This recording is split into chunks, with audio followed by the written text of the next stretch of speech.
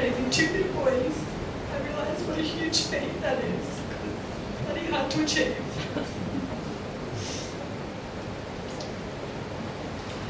I'm thankful I was brought up not to have everything and to work hard for things. Not many kids my age grew up without a VCR or DVD player. I had to do my chores for 50 cents a week. I am forever grateful that Mum was with me for the first few years of becoming a mum. She reminded me through showing me that caring for my boys just needed to be simple. Just a Vegemite sandwich, some fruit, and getting outside is all you need. It was always so lovely to see Mum and Dad enjoy and delight in our boys so much. I'm really proud of the sense of adventure they have and the energy they've brought to life and to grandparenting. When I think of Mum, I think of her love of the water, walking and riding her bike, the outdoors, her love of cooking, her friendships, community involvement, and getting out to live events.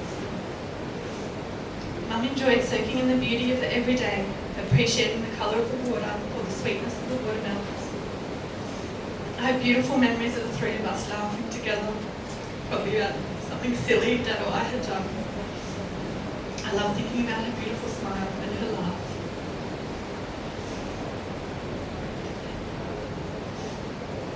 I wanted to take the time today to thank everyone for the overwhelming support we have had in this journey.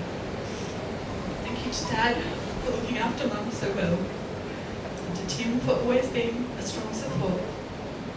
Thank you to our friends for brightening Mum's day with visits, for playing with my boys while I cared for Mum, or sat in on a doctor's appointment, or just spent time with her. Thank you for the beautiful food parcels and for the hugs when things were tough.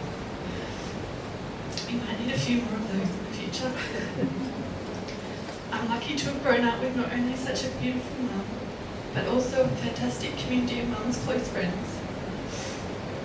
And along with our family, it is through you that I look forward to remembering her.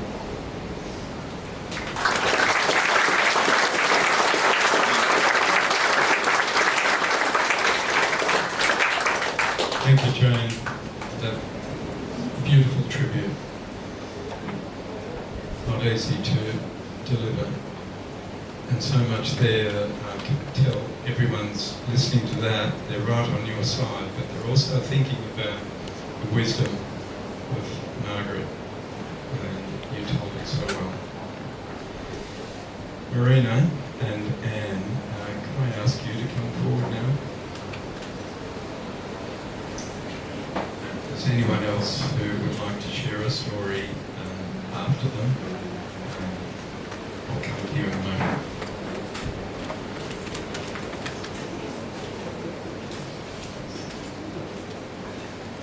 Hello everyone, I'm Anne. This is Marina. We're the representatives of the Playgroup girls, I guess, with Heather and Jenny and others from the original group unable to be here today. We bonded quickly as friends when we met through our first children, who became an unofficial playgroup. And actually, Steve and I met in prenatal classes, and Jane and Felix were born a few days apart. When the babies were very little, we started meeting, and we've been meeting every week for nearly 38 years, well after our babies have flown the coop. Marg was the salt of the earth. She was a wonderful friend to many and an active community volunteer. She had time for everyone and noticed people. She was kind, patient and great company.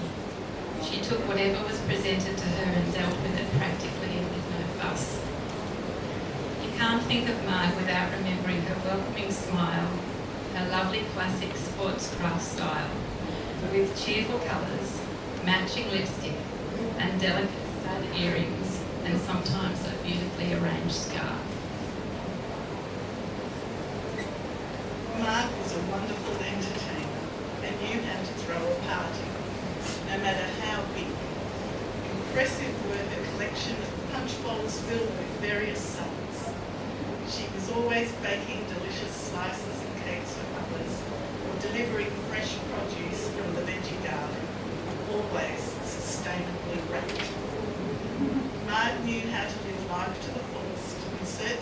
so until the very end with the help of Ross, Jane and the family. When she could, Marg loved nothing more than to start the day with a swim in the sea, a walk and a good coffee, extra hot. In their last months, Marg enjoyed speaking of the past, her beloved family, her favourite travels with Ross, her early days as a young teacher, as well as the tennis. It was always a privilege to have time with Marg. We shared many special and fun times. Together we watched our children grow from babies to the wonderful adults they are today. Some now with their own children. Marg, always a devoted mother to Jane and equally devoted grandmother to Albie and Oscar. We shared much of our lives over coffee and supported each other. Marg, always a practical, love-hard influence. Now, we will have to think, what would Marg do and say? Marg will be with us always, but particularly on a Friday morning, our time with her.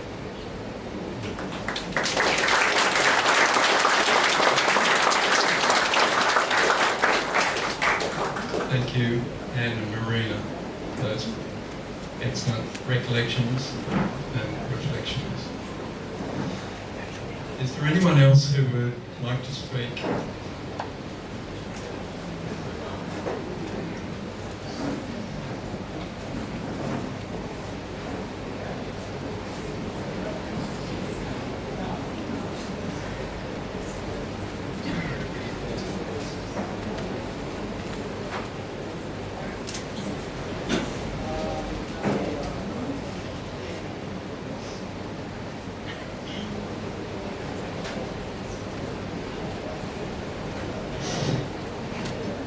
Hello everyone, we're known as the Bulli girls, Janelle, Arlene, Kathy and Kim. Mark was the 5th member of our long-standing friendship group. We have more than 40 plus years of wonderful history together. Our early days were full of shared experiences with our families, swimming, school events, crazy dinner parties, camping trips and so much more. Our friendship continued post-children. Along with our husbands, the 10 of us have had a lot of fun together over the years. We've travelled overseas, around Australia together. We've been there for each other in the good times and the sad times. We've had many amazing weekends full of laughter, games, wine, exploring, great food, bushwalks, and more wine. One standout weekend we stayed at our Merton house near Barrel to celebrate Marg's 60th birthday. We shared an amazing meal, lovingly prepared by Marg and Ross, in front of a roaring fire in this stunning old homestead, with a bottle or two, or maybe more, of fine wine from Ross's cellar. A night made of beautiful memories. As the years rolled on, we don't with each other several times a week. Every Wednesday, we rode our bikes into the beach for a bottle of coffee, a chat, and sometimes a swim. Most of us, including Karen, another friend, would ride electric bikes, except the leader out the front, who used just pedal power. Guess who that was? Yes, Marg, of course. We'd walk to Thrull every Saturday. We would have coffee and long conversations. On Sundays, we'd meet at Ruby's at Bulli where the boys, our husbands, would join us after swimming, more coffee, and even more long chats. In more recent times, as Marg's health declined, we've met at Marg's house instead to continue our special catch-ups.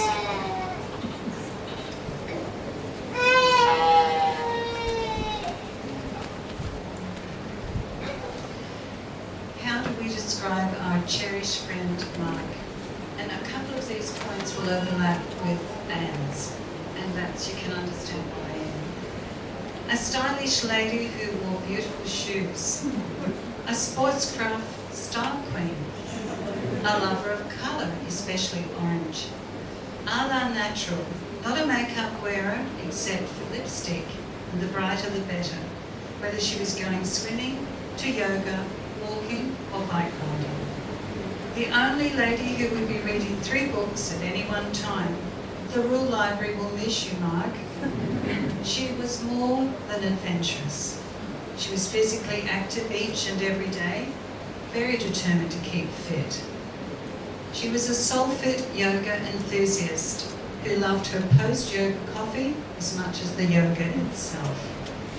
Mark was our voice of reason, a straight talker who cut through the rubbish, a role model on how to live life with calm and grace, always reassuring and supportive with a classic line to each of us, "It'll be right, Janelle, Kevin, Kathy, Eileen." She was known for her trademark sign-off of "Good-o." That's how all of her texts were signed off, "Good-o." Catch you at this particular time for coffee, "Good-o." Someone who lived life to the full as long as she could. The very best friend you could ask for, and like a sister,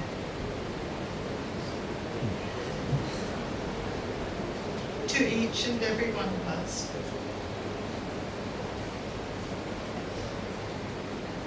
I'd like to share this poem with you. We know it's what Mark would be saying to us right now. When we come to the end of the road and the sun has set for me, I want no rights in a gloom-filled room. Why cry for a soul set free? Miss me a little, but not for long, and not with your head bowed low. Remember the love that once we shared. Miss me, but let me go. For this is the journey we all must take, and each must go alone. It's all part of the master plan, a step on the road to home. When you are lonely and sick at heart, go to the friends we know.